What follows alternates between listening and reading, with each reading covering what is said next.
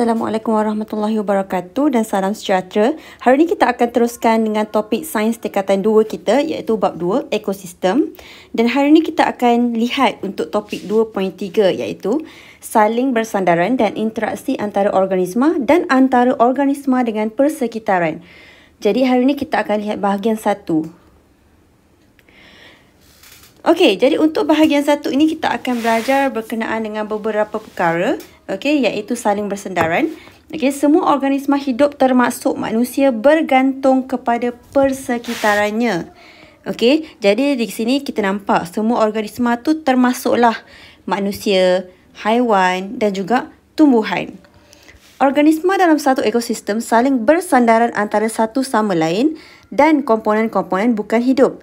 Okey, jadi ini adalah selari dengan kita punya konsep iaitu ekosistem. Okey, di mana kita bukan sahaja ada manusia dan haiwan, tetapi kita juga ada tumbuhan dan juga kita juga bersandaran dan saling memerlukan antara haiwan hidupan ataupun bukan hidup. Okey, jadi di sini contoh kalau kita nampak interaksi antara gambar ni, kita boleh nampaklah interaksi antara hidupan haiwan hidup dan juga benda bukan hidup. Okey, batu-batu, okey, air. Okey, dan kedua yang ini pun kita boleh nampak. Okey, interaksi antara tasik iaitu air, udara, okey, suhu. Dan ini mewujudkan satu ekosistem yang seimbang. Okey, sebab itulah saya selalu kata di mana kita ni saling memerlukan antara satu sama lain. Sama ada hidup kita adalah benda hidup ataupun benda bukan hidup. Okey, kemudian yang pertama kita akan belajar beberapa istilah penting yang akan selalu kita nampak dalam topik ini.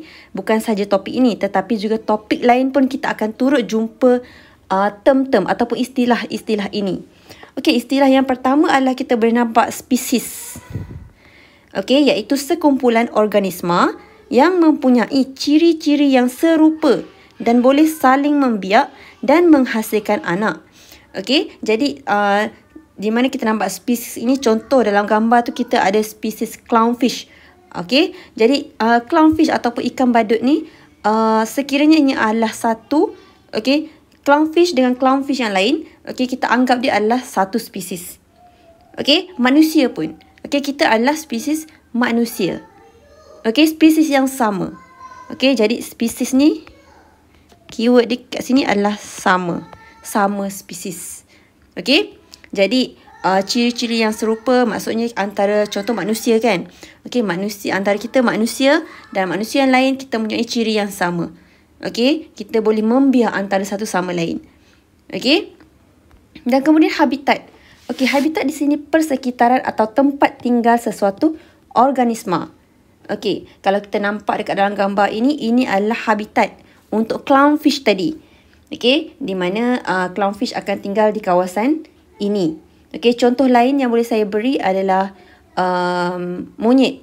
Okey, monyet tinggal di hutan. Jadi hutan di sini adalah habitat bagi monyet. Okey. Contoh seperti ikan juga. Okey, ikan tinggal di laut ataupun sungai. Jadi laut di sini menunjukkan ini adalah habitat kepada ikan. Kemudian term yang ketiga ataupun istilah yang ketiga kita akan tengok berkenaan dengan populasi.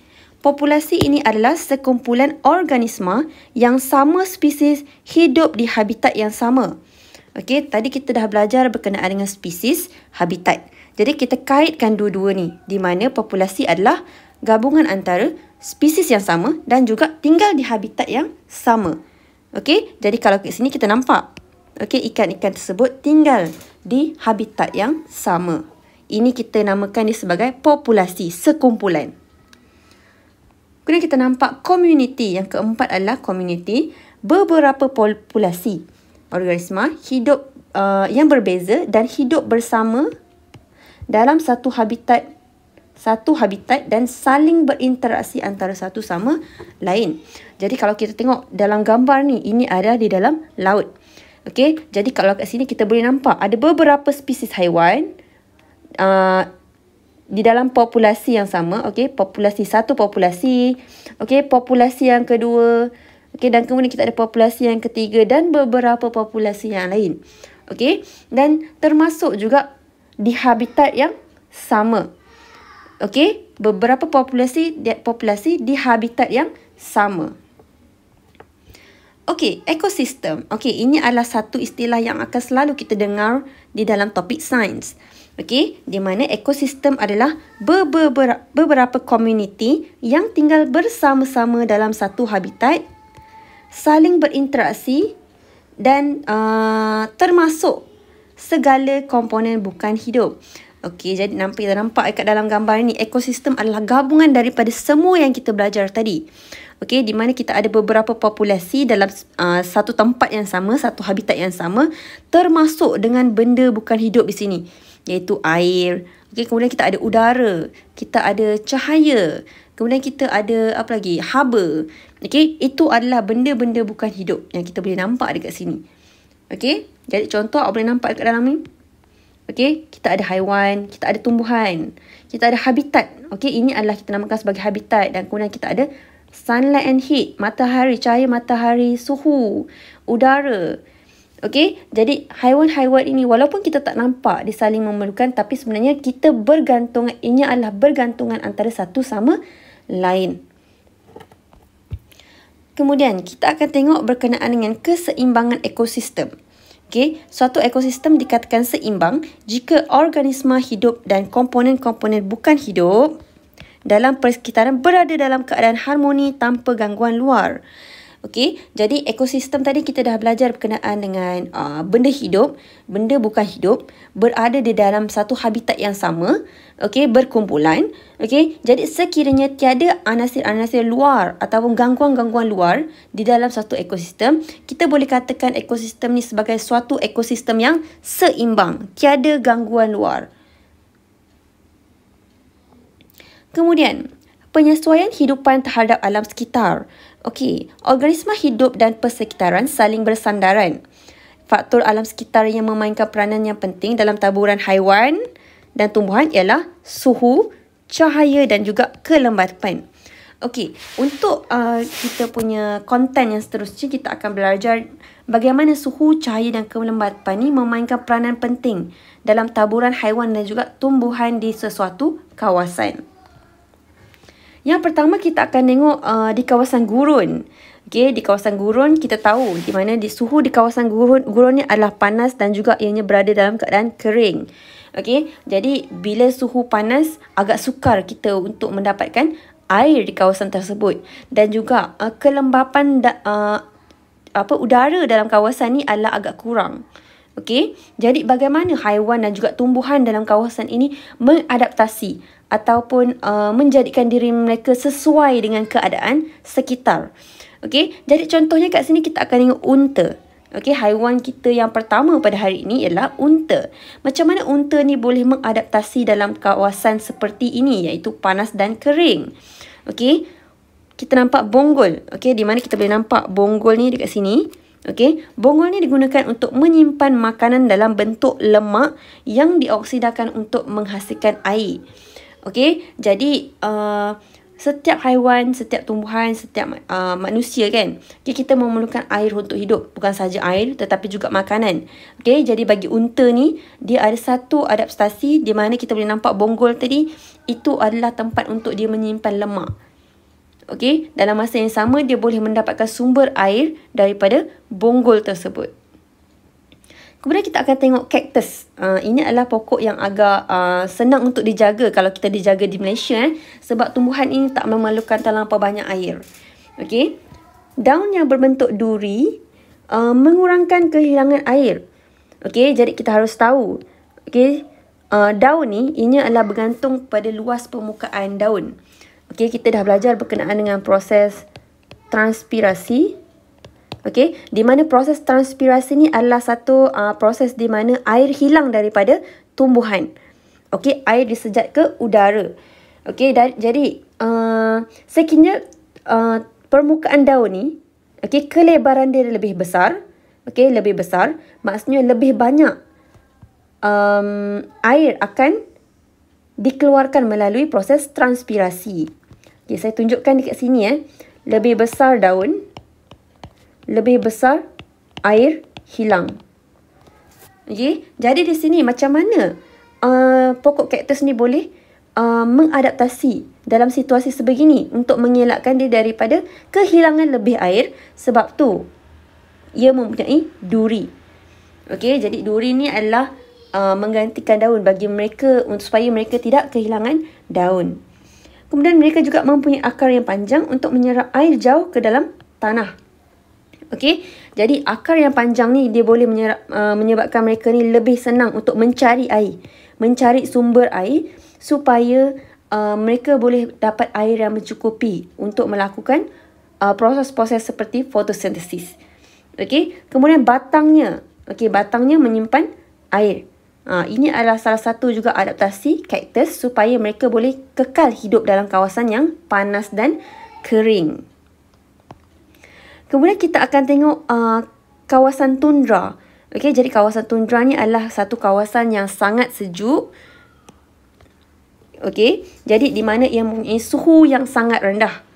Okey, contoh dekat sini kita boleh nampak beruang kutub. Okey, beruang kutub ni, dia mempunyai bulu dan lapisan yang lemak yang tebal sebagai penebat haba. Okey, jadi teddy bear, bukan teddy bear, beruang kutub ni, polar bear. Okey, jadi beruang kutub ni dia mempunyai bulu. Seperti yang nampak, ini adalah lapisan bulu warna putih ni. Okey, jadi bukan sahaja lapisan bulu ni tebal. Okey, tetapi dia juga mempunyai lemak supaya mereka boleh mengelakkan diri mereka daripada terlampau kesejukan. Sebab dekat kawasan ni sangat sejuk.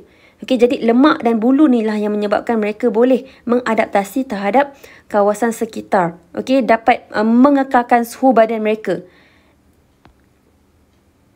Kemudian kita akan tengok untuk anjing laut. Okey, berbeza pula anjing laut ni. Okey, anjing laut ni dia tak mempunyai bulu setebal polar bear tadi, beruang kutub. Okey, jadi untuk anjing laut ni dia mempunyai lapisan lemak tebal di bawah kulit sebagai penebat haba. Okey, jadi kalau awak nampak kedua-dua haiwan ni, lapisan lemak ni memainkan peranan penting dalam mengekalkan suhu badan kedua-dua haiwan ini. Okey, jadi sebab di cuaca yang sangat sejuk adalah penting supaya kita boleh mengekalkan suhu badan kita. Okey, supaya suhu badan kita supaya suhu badan kita adalah konstan ataupun sama sepanjang masa. Kemudian dalam keadaan tropika, kawasan yang panas dan lembap. Okey, contoh haiwan dekat sini yang boleh mengadaptasikan dalam keadaan panas dan lembap adalah gajah dan badak air. Okey, jadi kalau awak nampak gajah dan badak air ni, mereka boleh mengadaptasi pada suhu yang panas. Okey, mempunyai sedikit bulu dan boleh berendam di dalam air untuk menyejukkan badan. Okey, sebab tu awak akan boleh nampak kalau macam gajah, badak air ni, dia bila cuaca panas mereka akan lebih suka untuk berendam. Bila dia berendam, mereka akan dapat mengurangkan suhu badan mereka supaya suhu badan boleh konstan. Okey, tak berubah, tak terlampau panas. Okey, yang seterusnya kita akan tengok berkenaan dengan interaksi antara organisma. Ini adalah satu konten yang agak penting. Okey, sebab untuk topik ni agak banyak yang kita perlu ingat dan perlu kita faham. Okey, sebelum awak buat latihan dan awak faham lebih lanjut. Okey, jadi untuk interaksi, bila kita dengar interaksi ni kita mesti ingat hubungan. Okey, hubungan antara organisma. Okey, jadi dekat sini kita akan tengoklah hubungan antara organisma di mana ianya adalah hubungan antara haiwan dan juga tumbuhan. Ada beberapa interaksi yang kita perlu ingat, yang itu yang pertama simbiosis, pertama, kemudian mangsa-pemangsa yang kedua dan juga persaingan. Okey, simbiosis, mangsa-pemangsa dan persaingan. Kita akan tengok satu persatu. Sebelum tu kita akan tengok rajah ni dulu. Yang pertama simbiosis. Okey, ini adalah mempunyai 3 cabang, iaitu yang pertama mutualism, commensalism dan also parasitism. Okey, parasitism. Jadi untuk yang ini kita akan tengok lebih detail ataupun lebih dekat satu persatu tiga hubungan ini. Okey, kemudian kita akan tengok mangsa-pemangsa dan juga persaingan. Okey, yang pertama kita akan tengok berkenaan dengan simbiosis. Okey, simbiosis berlaku apabila dua atau lebih organisma yang berlainan spesies hidup bersama-sama berinteraksi antara satu sama lain. Okey, jadi dekat sini kita tak cakap berkenaan dengan haiwan yang sama spesies. Okey, tetapi kita akan cakap berkenaan dengan haiwan ataupun tumbuhan yang berlainan spesies. Bagaimana interaksi yang terjalin antara haiwan dan juga tumbuhan ini. Okey, jadi ini adalah 3 interaksi yang akan kita belajar dalam topik ini. Dan yang pertama kita akan tengok berkenaan dengan mutualism. Okey, mutual. Okey, interaksi ini memberi manfaat. Bila awak ingat mutual, okey, ianya adalah manfaat. Mutual manfaat kepada kedua-dua jenis organisma. Okey, contoh awak ada organisma A dan organisma B. Okey, jadi organisma A, benda yang baik akan dapat pada A dan benda yang baik akan dapat pada B juga. Jadi kita nampak dekat sini dia bukanlah hubungan yang berat sebelah. Okey, hubungan yang memberi manfaat kepada kedua-dua belah pihak. Okey, jadi contohnya kat sini kita akan tengok buran dan ikan badut. Okey. Okey, seperti yang awak nampak dalam gambar rajah tu. Kalau awak nampak ikan badut ni, dia akan sentiasa berada sangat dekat dengan biuran. Okey, jadi ini adalah biuran. Biuran melindungi ikan badut daripada pemangsa dan menyediakan makanan kepadanya. Okey, jadi biuran ni dia biasanya dia akan jadi satu tempat perlindungan supaya ikan badut ni dia terhindar ataupun dilindungi daripada serangan pemangsa, dan juga ianya boleh memberikan makanan kepada ikan badut. Ikan badut pula, itu kita nampak daripada buran. Okay, ikan badut pula dapat membersihkan buran, memberi nutrien dalam bentuk sisa makanan kepada biuran. Okay, jadi awak nampak dekat sini, bukan sahaja ikan badut dapat manfaat tetapi juga biuran. Kedua, kita akan tengok berkenaan dengan contoh yang kedua, liken dan alga. Okey. Jadi liken ni kat sini kita nampak kulit membekalkan air dan mineral kepada alga. Okey, liken ni adalah sejenis kulit di mana ia membekalkan air dan mineral kepada alga. Manakala alga pula ini adalah sejenis tumbuhan. Okey, berfotosintesis dan membekalkan makanan kepada kulit. Okey, jadi awak nampak antara liken dengan alga, kedua-dua ni adalah sangat memerlukan antara satu sama lain. Kemudian kerbau dan burung tiung. Okey, seperti yang awak nampak dalam gambar ni kan, awak nampak kerbau dan kemudian awak boleh nampak burung tiung. Kenapa burung tiung tu berada di atas kerbau? Mesti ada sebab. Jadi apa yang awak boleh pelajari daripada sini?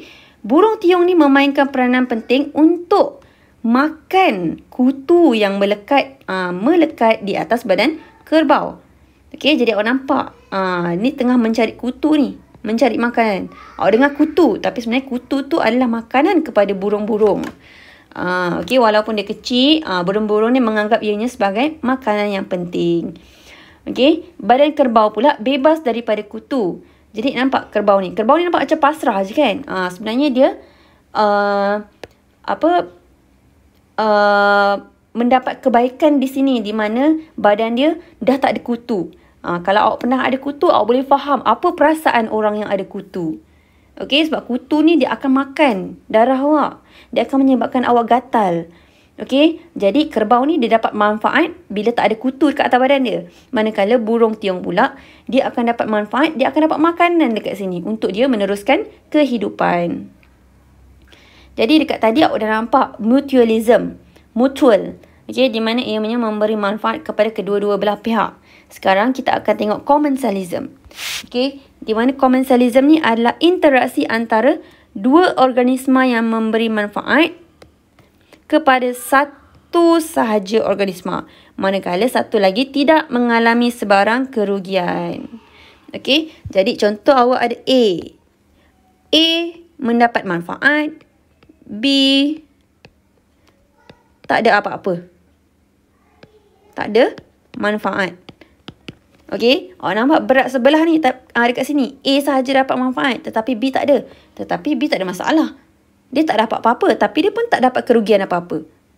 Okey? Dia tak ada manfaat dan tak ada kerugian. Commensal merupakan organisma yang mendapat keuntungan. Okey, jadi kat sini kita tengok contoh dia. Nampak tak shark ni? Ini adalah contoh kepada apa? Tengok kat sini. Okey, nampak shark ni dia tak makan ke? Ikan hiu ni dia tak makan ke ikan-ikan tersebut? Jadi ini adalah satu interaksi di mana jerung dan ikan remora. Okey, satu mendapat manfaat, satu lagi tidak. Okey, jadi awak boleh nampak dekat sini. Ikan remora ni iaitu commensal tadi. Okey, commensal jadi orang yang mendapat untung. Okey, ikan remora ni melekat kepada ikan jerung iaitu perumah. Dia hanya menyediakan rumah je. Okey, dan mendapatkan makanan daripada serpihan mangsa ikan jerung. Okey, jadi seperti yang awak tahu, ikan jerung ni dia adalah carnivore. Okey, dia akan makan ikan lain ataupun haiwan-haiwan lain. Okey, bila dia makan akan ada sisa-sisa dekat badan jerung. Jadi apa yang ikan remora buat ni? Ikan remora akan makan sisa-sisa tersebut. Okey, dalam masa yang sama ikan remora ni dapat makanan, manakala jerung dia tak dapat apa-apa. Dia tak untung dan dia juga tak rugi. Dia tak dapat apa-apa. Okey? Jadi dekat sini awak nampak interaksi antara dua organisma. Satu bagus, satu tak ada apa-apa. Okey, commensalism. Kemudian awak boleh tengok paku pakis dan pokok. Okey? Kalau awak tengok dekat sini untuk paku pakis dan pokok ni, okey, paku pakis iaitu commensal menumpang di celah-celah dahan pokok untuk mendapatkan cahaya matahari. Okey, dia nampak macam persaingan tetapi ianya bukanlah persaingan. Di mana paku pakis ni tujuan dia untuk dapatkan cahaya matahari je. Sebab kalau biasa paku pakis ni berada di hutan, okey. Jadi tugas dia adalah dia nak mendapatkan cahaya matahari supaya dia boleh melakukan fotosintesis. Jadi dia kenalah menumpang kepada pokok. Jadi pokok ni menyediakan rumah bagi paku pakis. Okey, jadi paku pakis dia boleh dapatkan cahaya matahari. Okey, seterusnya kita akan tengok parasitism. Bila awak dengar parasitism, awak kena ingat parasite. Okey, parasite. Okey, jadi interaksi ini adalah menguntungkan satu organisma dan memudaratkan atau merugikan organisma yang satu lagi. Okey, dekat mana kat sini kita ada A dan B. Okey, jadi A ni dia mendapat keuntungan yang sangat besar, namun B dia tak untung tetapi dia rugi. Okey, jadi rugi dan ianya juga memudaratkan kepada B. Kita akan panggil parasite. A ni merupakan parasite iaitu organisma yang mendapat keuntungan, manakala B ni adalah perumah. Okey, B ni adalah perumah tetapi dia tak mendapat apa-apa. Dia bukan tak mendapat apa-apa. Seperti yang tadi kita tengok commensalism. Tetapi dia dimudaratkan. Maksudnya dia sangat rugi. Kenapa rugi? Kita tengok contoh kejap lagi. Yang pertama, nampak tak gambar tu? Okey, ini adalah cacing pita di dalam usus manusia. Okey, kalau awak nampak cacing pita ni kan, parasite ni kan. Okey, hidup di dalam usus. Okey, maksudnya usus manusia, usus kita. Okey, menyerap nutrien. Seperti yang kita tahu, nutrien ni adalah benda yang sangat penting. Okey, dalam badan manusia, kenapa kita makan? Sebab kita perlu ambil nutrien daripada makanan yang kita makan. Okey, jadi nutrien tu kita perlukan untuk supaya kita boleh membesar. Okey, supaya kita ada tenaga, supaya kita boleh jadi sihat. Okey, penting untuk badan kita. Tetapi adalah masalah bila kita ada cacing pita. Cacing pita ni dia menumpang badan kita. Okey, badan kita ni sebagai perumah, usus kita sebagai perumah. Okey, cacing pita ni yang ada dalam usus kita, dia akan ambil nutrien yang kita dah makan tadi dan menyerapnya. Jadi, apa terjadi pada badan kita? Kita kurang nutrien. Okey, cacing pita dapat untung, dapat nutrien, dia boleh hidup dalam badan kita. Tapi kita, manusia, kita rugi. Okey, kita rugi sebab apa yang kita makan bukan dapat pada kita tapi dapat pada cacing tersebut. Okey, lama kelamaan kesannya akan kita nampak pada kita badan kita kurang nutrien. Okey, seterusnya kita akan nampak interaksi antara kutu yang menghisap darah manusia dan haiwan. Dekat sini awak boleh nampak kan kutu ni. Ini adalah bentuk kutu. Saiznya agak kecil dan agak sukar untuk kita nampak dengan mata kita. Okey, jadi kutu ni adalah parasite di mana ia menghisap. Contoh kutu ni berada dekat atas kepala awak. Okey, kutu ni untung. Okey, dia untung. Sebab dihisap darah dia dapat makanan dia. Tetapi manusia dan haiwan, okey, kita rugi. Bukan sahaja darah kita dihisap, tetapi juga ianya akan menyebabkan kita rasa gatal. Okey, jadi kita rugi. Okey, manusia biasalah kutu. Haiwan pun ada juga, terutamanya macam haiwan-haiwan yang berbulu, contoh anjing, kucing. Haiwan-haiwan ni lebih mudah dijangkiti kutu. Kemudian kita akan tengok interaksi mangsa-pemangsa melibatkan satu organisma yang makan organisma lain. Okey, di mana mangsa sini adalah kita organisma yang dimakan oleh pemangsa. Okey, contoh dekat sini kita ada harimau bintang ataupun cheetah. Okey. Okey, kemudian kita ada rusa. Okey, mangsa dan pemangsa. Mangsa dekat sini adalah rusa. Okey, sebab rusa ni dimakan oleh haiwan lain, pemangsa. Cheetah dekat sini adalah pemangsa kita. Okey, jadi kat sini kita boleh nampak interaksi antara mangsa dan pemangsa. Okey, jadi kat sini kita boleh agak. Burung ni adalah mangsa sebab dia akan dimakan. Namun, ular ni adalah pemangsa.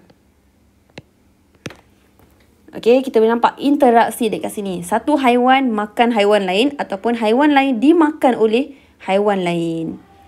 Kemudian yang last, kita akan nampak persaingan. Okey.